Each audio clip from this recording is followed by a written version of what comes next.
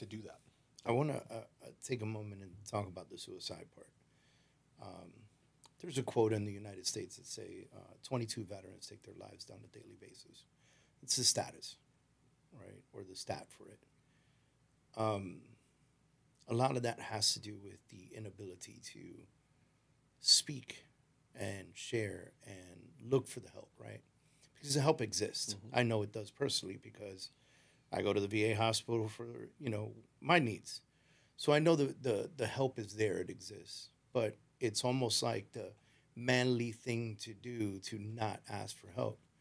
So when you had that first collapse, did you ask for help right away, or did it take time for you to kind of say, okay, babe, like look at your wife and go, you're going to have to get me in front of some medical professionals? She asked what was wrong, and I can see in your eyes how this really affects you as well. So you really relate. She didn't know what to do. She was freaking out. She was hanging on to me. I can still remember shaking, like literally, like you're really cold, but you're not, and it's complete involuntary convulsions, but you're awake for it.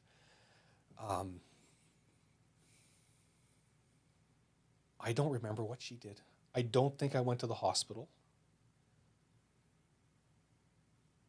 I don't remember.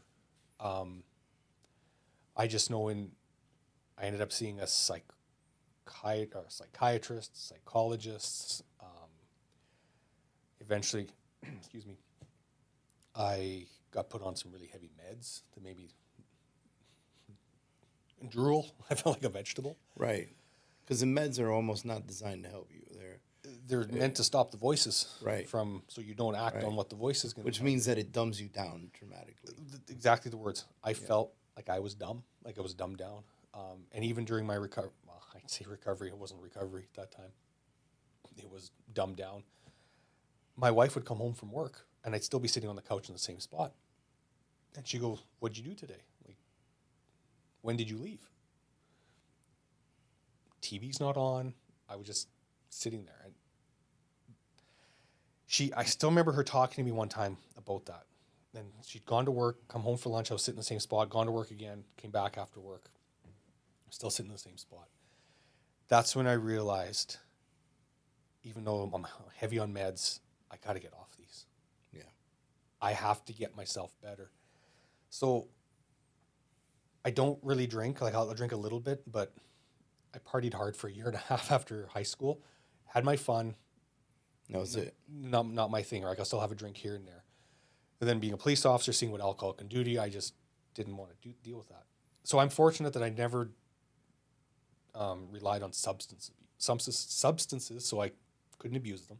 Right. Because I feel that if I did, I wouldn't be where I am today. I'd probably be 6 feet under, because I could just drank myself to death. Yeah, what a blessing to not have that tendency while you're going through that. Yeah, I was still lucid enough to I got to fix myself. And that's the term, myself. Not asking anybody else for help. I need to fix myself. What? So you said you had this period. It was about a year and a half where you don't remember anything. Is that the time frame that it took for you from collapse to let's say searching to this decision? Like, I need to fix myself. Is that the time frame, or was it in that middle of that, or? It was in the middle. So it was about a year. So November of 2013 is when I collapsed and my life was over. Honestly, I thought my life was over. I'm 34. What am I going to do with my life now? I've been in radio. I've been a police officer. I'm still a police officer. Yeah. But I had seen what the RCMP did to people who got sick. You got pushed away into the corner, if anything. I loved being a cop. I loved being on the road. I loved talking with people with traffic tickets, because not everybody got a traffic ticket. Yeah. We just had a nice conversation. Yeah. Or at least I thought it was nice. Maybe they didn't. But I had no idea what I was going to do with my life. So it was about the summer of 2014.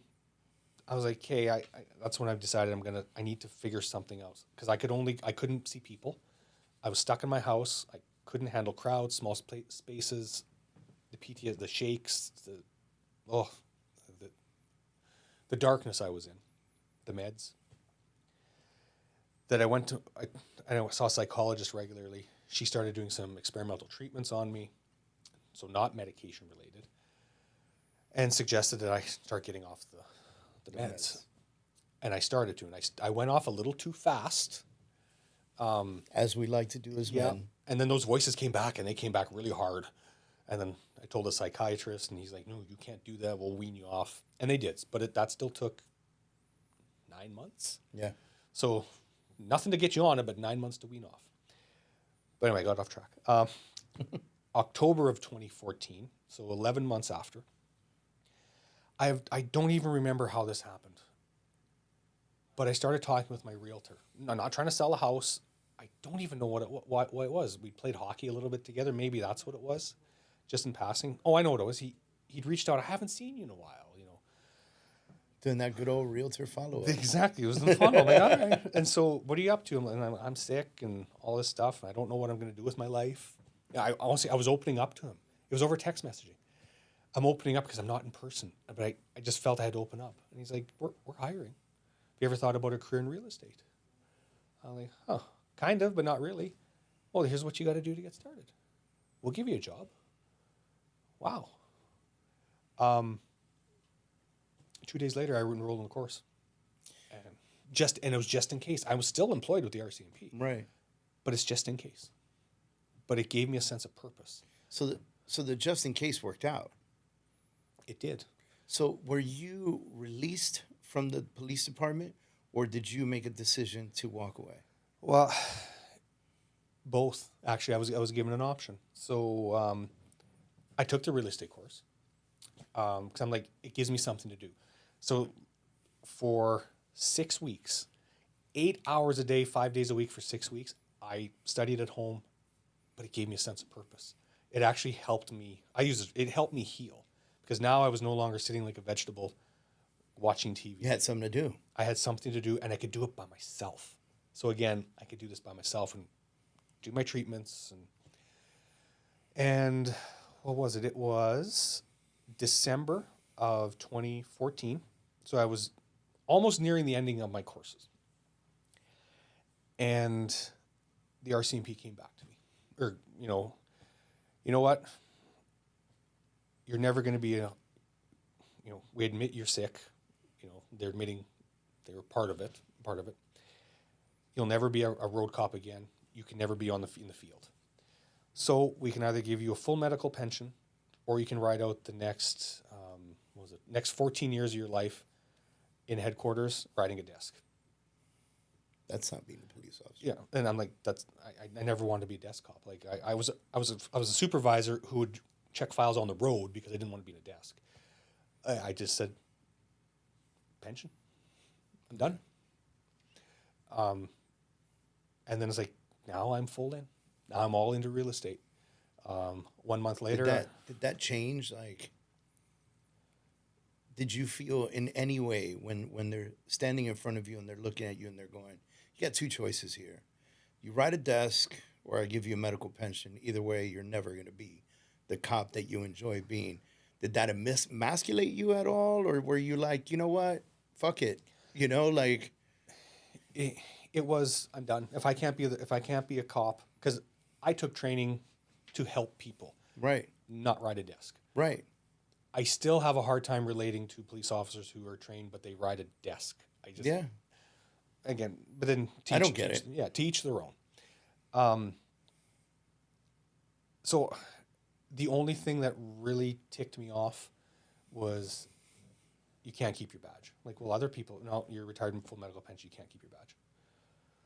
Okay, that's one thing I do miss. And our mutual friend Travis, he gave me a challenge coin, which is in the shape of his badge. I'll share it here with you. He doesn't know this. It goes with me everywhere. He didn't know about a lot of this stuff, or actually any of this stuff. Yeah. Maybe he's listening today. And he gave me that badge. It went in my backpack. It went with me to Japan. The day I triggered in Japan, I hung on to it. It's here with me today. I don't have it on my person, but it's with me. It's in my vehicle. Because I have a badge again. And I know it really sounds weird, but I always loved my badge. Yeah. It was, again, sense of purpose. So, got off topic, I guess, there, but, you know, rolling back, when I was given I did what they wanted me to do. Just fuck off. Yeah. Here's your pension, fuck off. That's what they wanted you to do. And my thought was no responsibilities with that. I don't have to worry about triggering maybe anymore. Again, fat chance that ever happened, but I was wanting to do real estate. I have my sense of focus. I have my sense of purpose again. I'm starting from the ground up, but I can do this. And I went through with full drive. But I had sense of purpose. Can I go back to the badge for a moment? Yeah. So why was the badge so important to you? Like the actual physical piece of metal. Why was that so important to you? Camaraderie. My dad always wanted me to be a police officer.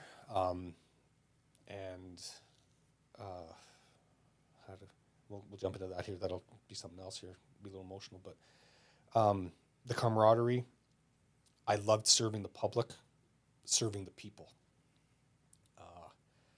I never flashed my badge to people, but just to know I had it. The gun I couldn't care less about. You know, when they're like, you got to give your gun back. Okay. Yeah. I don't need it. Yeah. You know, still never shot one since. But the badge was a sense of purpose. The other part with that was shortly before all that happened, my dad died. And because I was on medical leave at the time with the RCMP, this is before they rendered their decision, I remember going into my commanding officer's office and said, my dad just died. I got to go home and see my mom on the other side of the province. And he's like, well, I'm not going to let you go. He goes, you have to be here. And I looked at him and said, you can do all you want. I'm going to see my mom. My dad just died. And he goes, I'll write you up. I said, you go ahead, write me up all you want. I said, and I'll let the public know that you stopped me from seeing my mom because my dad died. Like, I'm not going on a party. My dad died. Yeah. So it wasn't long after that when I got my resignation stuff started. My dad was no longer, he knew I was studying for real estate just in case. But he idolized me. Like, I remember when I became a police officer, he cried. And that was one of those things that it was also for him, I guess, to make him proud. He's gone now. My mom never wanted me to be a police officer. She thought I would die. Pretty close to going this route, but for me, the journey was over. It was all I knew, but I knew I had a previous career. Now I had this career. I'm 35 now. Never thought about starting at 35 because when you're young, 35 is old. Yeah. Now you look back at it and you go, that's not that bad. No, I could start over again today. Yeah. If I had to start over today, I could start over today. But that's not what I was drilled into my mind. Right. So, but losing the camaraderie. But even that, like, and I didn't highlight on this, I'll bring it up now. When I got diagnosed with PTSD, we had a detachment of 52 police officers. Other than the commanding officer who had to see me sign in, every day to show that I was still around. Yeah. 2 other police officers out of them ever spoke to me. I was a pariah. But I didn't take it personal because I did the same thing to 2 other people in the previous years. So I looked at that going, karma got me. Yeah. I deserve this. Hey everyone, David Adam Kurz here. And if you're watching this, I want to thank you for being a part of Forged into Man. A lot of people that watch this show aren't subscribed yet, and your support truly matters. When you subscribe, like, and share these conversations, it helps us bring more powerful stories to the table, create more episodes, and keep the movement going. So if this conversation has impacted you, hit that subscribe button. It helps us more than you know.